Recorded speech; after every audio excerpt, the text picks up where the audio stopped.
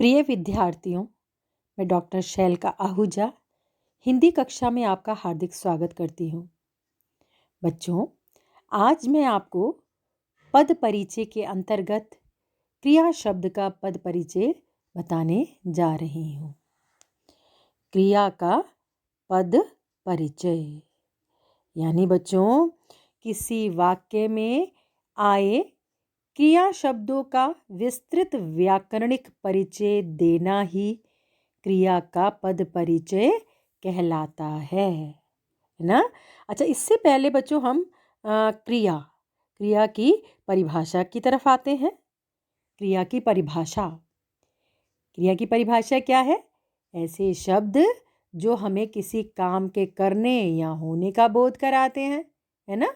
यानी जो शब्द किसी काम के करने या होने का बोध कराते हो वो शब्द क्या कहलाते हैं?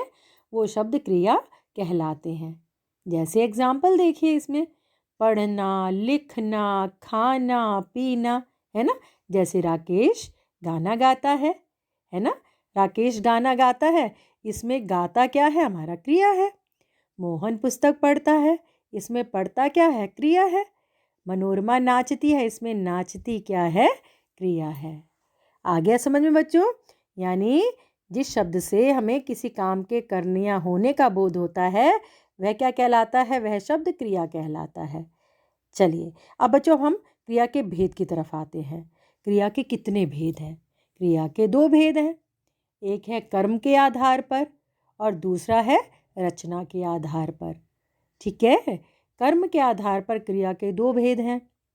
एक है अकर्मक क्रिया और एक है सकर्मक क्रिया।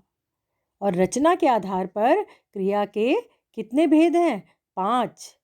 सामान्य क्रिया, संयुक्त क्रिया, नाम धातु क्रिया, प्रेरणार्थक क्रिया और पूर्वकालिक क्रिया। आ गया समझ में बच्चों? अब हम कर्म के आधार पर क्रिया के कितने भेद हैं? 2 भेद हैं, उसकी तरफ आते हैं। पहला है हमारा अकर्मक क्रिया और दूसरा है सकर्मक क्रिया। अकर्मक क्रिया है ना ये, तो यानी जिस क्रिया में कर्म नहीं होता है वो क्रिया क्या कहलाती है? अकर्मक क्रिया कहलाती है। जैसे उदाहरण की तरफ, वह खेला, है ना। इसमें खेला यानी खेला क्या है? ये हमारा क्रिया है ना। कौन सी क्रिया? अकर्मक क्रिया।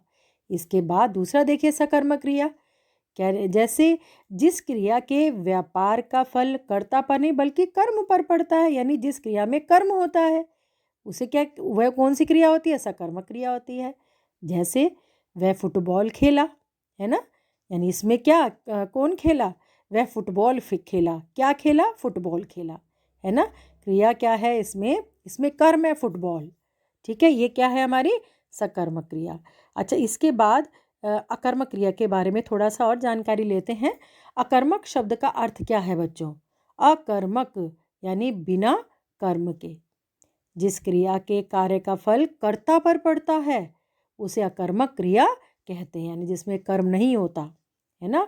और क्रिया किसके अकॉर्डिंग? कर्ता, है ना। क्रिया के कार्य का फल क्या है? कर्ता पर है। तो जैसे राधा सो रही है, कौन सो रही है? राधा सो रही है ना। मोहन हंसने लगा, कौन हंसने लगा? मोहन हंसने लगा। ठीक है। अच्छा, कर्मक क्रिया के बच्चों 2 प्रकार भी होते हैं। जैसे देखिए पूर्ण अकर्मक क्रिया और अपूर्ण अकर्मक क्रिया, है ना। पूर्ण में जैसे ये क्रियाएं आती हैं, अवस्था बोधक और गति बोधक, है ना। अवस्था बोधक कैसी? जैसे बच्चा रो रहा है ना, तो बच्चा रो रहा है, रोने की अवस्था होगी। फूल खिल गया है, फूल की प्रवृत्ति क्या होती है? खिलना होता है ना। तो खिल गया है ना। फूल खिल गया, कौन खिल गया है? फूल खिल गया है, खिलने की अवस्था। अच्छा, इसके बाद गतिरोधक वाला देखिए आप, है ना। गतिबोधक अवस्था जैसे गणेश लखनऊ जा रहा है ना। जा रहा है, तो ये क्या है? कहाँ, कौन जा रहा है? गणेश जा रहा है ना। तो बच्चों ये हमारा क्या है? अकर्मक क्रिया के अंदर पूर्ण अकर्मक क्रिया। अच्छा, इसी में ही हमारा अपूर्ण अकर्मक क्रिया भी होती है ना। जिन क्रियाओं को पूर्ण रूप से अर्थ व्यक्त करने के लिए कर्ता से संबंध रखने वाले पूरक शब्दों की आवश्यकता पड़ती है उन्हें अपूर्ण अकर्मक क्रिया कहते हैं, है ना। जैसे होना, लगना, रहना, निकलना, ठहरना आदि, ये सब बनना आदि ये क्या है, अपूर्ण अकर्मक क्रियाएं हैं। जैसे रवि बहुत चालाक है इसमें क्या है, अपूर्ण अकर्मक क्रिया है ना। कौन चालाक है, रवि चालाक है ना। शुभम बड़ा होकर डॉक्टर बनेगा, है ना। ये अपूर्ण क्रिया है ना। जिन क्रिया को पूर्ण रूप से अर्थ व्यक्त करने के लिए क्या करना पड़ता है, कर्ता से संबंध है ना रखने वाले पूरक शब्दों की आवश्यकता होती है। इन वाक्यों में कौन कौन से देखिए, चालक, डॉक्टर, बेईमान, है ना, ये शब्द पूरक हैं। इन्हें हटा देने से वाक्य का अर्थ स्पष्ट नहीं होता। हो गया क्लियर बच्चों। अच्छा, इसके बाद थोड़ा सा मैं बताऊं आपको कि अगर क्रिया का पद परिचय करते हैं तो हम किन किन बातों का ध्यान रखते हैं। क्रिया का पद परिचय करने के लिए देखिए, सबसे पहले पद, फिर पद का नाम बताएंगे आप, भेद बताएंगे, लिंग बताएंगे, इसमें वचन बताएंगे, काल बताएंगे, धातु बताएंगे, वाच्य बताएंगे और संबंध बताएंगे, है ना। और अब देखिए, भेद मैंने आपको बताया कर्म के आधार पर और रचना के आधार पर। तो कर्म के आधार पर भेद के देखिए अकॉर्डिंग देखते हैं हम। जैसे एक सेंटेंस है, वह कल आएगा, यह एक वाक्य है। इस वाक्य में उन्होंने कहा कि आएगा, आएगा शब्द का व्याकरणिक परिचय कीजिए, है ना। तो आएगा ये हमारा पद हो गया। अब हमें बताना पड़ेगा कि पद का नाम क्या है, पद का नाम क्रिया हो गया। और भेद इसका क्या होगा, अकर्मक आएगा, है ना, अकर्मक क्रिया हो जाएगा। वह कल आएगा, है ना, इसमें कर्म तो है नहीं, है ना। कौन कल आएगा, वह कल आएगा, आएगा, है ना, कर्मक क्रिया हो गया। लिंग क्या है, इसमें पुल्लिंग है। और वचन क्या हो गया, एक वचन। काल आएगा, गागी गे आ रहा है तो भविष्य काल हो गया, है ना। और धातु बच्चों क्या होगी इसकी, आएगा यानी आना धातु होगी। और वाच्य कृतरी वाच्य आपको आते ही है ना, कृतरी वाच्य हो गया ये। और संबंध इसमें क्या है, क्रिया किसके अनुसार, कर्ता के अनुसार, यानी आएगा कौन आएगा, है ना। को वह क्या हो गया, वह हमारा कर्ता हो गया। आएगा क्या, क्रिया, क्रिया किसके अनुसार है, कर्ता के अनुसार। हो गया बच्चों क्लियर। अच्छा, इस एक एग्जाम्पल और समझते हैं। जैसे उपवन में सुंदर फूल खिलते हैं, है ना। और उस खिलते हैं के नीचे अंडरलाइन दे दी जाए, या कहा जाए कि वाक्य में खिलते शब्द का पद परिचय कीजिए, है ना। खिलते शब्द का पद परिचय करने से हम देखेंगे, पहले तो पद क्या हो गया, खिलते हैं। पद का नाम क्या हो गया, क्रिया। उपवन में सुंदर फूल खिलते हैं। अब आप सोचेंगे कि उपवन में सुंदर फूल, फूल खिलते हैं, क्या खिलते हैं, है ना। तो हम सकर्मक नहीं, ये सकर्मक नहीं है, क्योंकि फूल की प्रवृत्ति क्या होती है, खिलना, अवस्था है ये, है ना। तो खिलने की अवस्था, तो इसलिए यहाँ पर अकर्मक क्रिया है। ठीक है, कौन खिलते हैं, सुंदर फूल खिलते हैं, फूल इसमें करता है। ठीक है, तो अकर्मक क्रिया हो गई हमारी। और लिंग क्या है इसका, पुल्लिंग हो गया, है ना। वचन बहुवचन, बहुत सारे फूल खिलते हैं ना, बहुवचन हो गया। और काल हमारा खिलते हैं, ताती तैयार है तो वर्तमान काल हो गया। वाच्य क्या हो गया बच्चों इसका, कृतरी वाच्य हो गया, है ना। और इसके बाद धातु खिलना हो गया। और क्रिया कर्ता के अनुसार, फूल खिलते हैं, कौन खिलते हैं, फूल खिलते हैं। ठीक है बच्चों, हो गया क्लियर आप लोगों को। अच्छा, इसके बाद हम आते हैं थोड़ा सा कर्मक क्रिया की पहचान क्या होती है। वाक्य में क्रिया शब्द से पहले क्या, किससे तथा किसको अगर हम लगा दें तो, अगर हमें उत्तर मिल रहा है तो क्रिया सकर्मक क्रिया कहलाती है। जैसे एग्जाम्पल के माध्यम से समझते हैं बच्चों। जैसे वैशाली ने खिलौना खरीदा, है ना, इसमें क्या है, हमने क्रिया से पहले क्या लगाना है, क्या या किसे। तो अगर हमें उत्तर मिल रहा है वैशाली ने क्या खरीदा, तो हमें उत्तर मिला, क्या खरीदा, खिलौना खरीदा, है ना। तो हमें उत्तर मिल गया। उत्तर मिलने पर ही हमें बच्चों क्या हो गया, ये हो गया कि खिलौना। तो ये हमारा बच्चों क्या हो गया, ये कर्म हो गया। सेकंड पॉइंट की तरफ आइए। दीदी आम लाई, है ना, आम लाई, दीदी क्या लाई, हमें उत्तर मिला आम लाई, तो कर्म है ये। तो ये क्या हो गया बच्चों, सकर्मक क्रिया। ठीक है, हो गया क्लियर। अच्छा, इसका एग्जाम्पल देखते हैं अब हम। मोहन पुस्तक पढ़ता है, वाक्य में पढ़ता है शब्द का व्याकरणिक परिचय या पद परिचय कीजिए। अब पढ़ता है, पद हमारा पढ़ता है हो गया, पद का नाम क्या हो गया, क्रिया हो गया। भेद, मोहन पुस्तक पढ़ता है, क्या पढ़ता है, उत्तर मिला पुस्तक पढ़ता है, तो सकर्मक क्रिया हो गई। लिंग क्या हो गया हमारा, पुल्लिंग हो गया। वचन एक वचन। काल हमारा वर्तमान काल पढ़ता है, तात ही तो आ रहा है ना, काल वर्तमान काल हो गया, धातु पढ़ हो गया, और वाच्य क्या हमारा कृतवाच्य है। अभी हमने कर्म के आधार पर क्रिया के भेद समझे, अब हम क्रिया के भेद रचना के आधार पर समझते हैं, है ना। कितने हैं वो?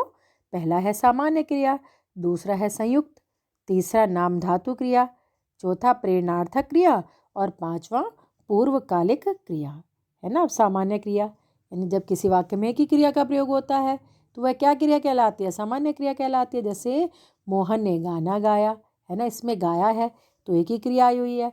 पिताजी ने पत्र लिखा तो एक क्रिया है, तो ये क्या होगी हमारी? सामान्य क्रिया। अच्छा, दूसरा है संयुक्त क्रिया। जब दो या दो से अधिक क्रियाएं मिलकर किसी पूर्ण क्रिया को बनाती हैं, है ना, दो क्रियाएं होती हैं इसमें, है ना, और क्रिया पूर्ण भी होती है इसमें, तो वो क्या कहलाती हैं? संयुक्त क्रियाएं कहलाती हैं। जैसे एग्जाम्पल की तरफ आते हैं, देखिए हम, है ना। एग्जाम्पल जैसे मैंने खाना खा लिया, है ना, इसमें दो क्रियाएं खा और लिया है ना, दो क्रिया हो गई। और तुम बाजार चले जाओ, है ना, चले जाओ, ये दो क्रिया हो गई, है ना। तो ये क्या है हमारा? ये संयुक्त क्रिया है। ठीक है बच्चों। अच्छा, इसके बाद हम एक एग्जाम्पल की तरफ आते हैं। जैसे देखिए, नदी बहती चली जा रही है ना। इस वाक्य में बहती चली जा रही है का व्याकरणिक परिचय करना है, पद परिचय करना है इसका। तो पद हमारा क्या बैठा? बहती चली जा रही है, और पद का नाम क्या होगा? क्रिया होगा, है ना। और इसका भेद क्या होगा बच्चों? संयुक्त क्रिया, है ना। बहती चली जा रही है ना, इसमें आपका दो क्रियाएं हो गई, है ना, बहती चली जाना, है ना। तो ये हमारा क्या है? ये हमारा संयुक्त क्रिया हो गया। और लिंग क्या हो गया? स्त्रीलिंग हो गया। और वचन क्या है? एक वचन है ना। नदी बहती चली जा रही है, एक ही। और काल क्या हो गया? जा रही है ना, वर्तमान काल हो गया। धातु क्या है? बह और चल, दो धातु हो गई, है ना। और इसके बाद वाच्य हमारा क्या हो गया?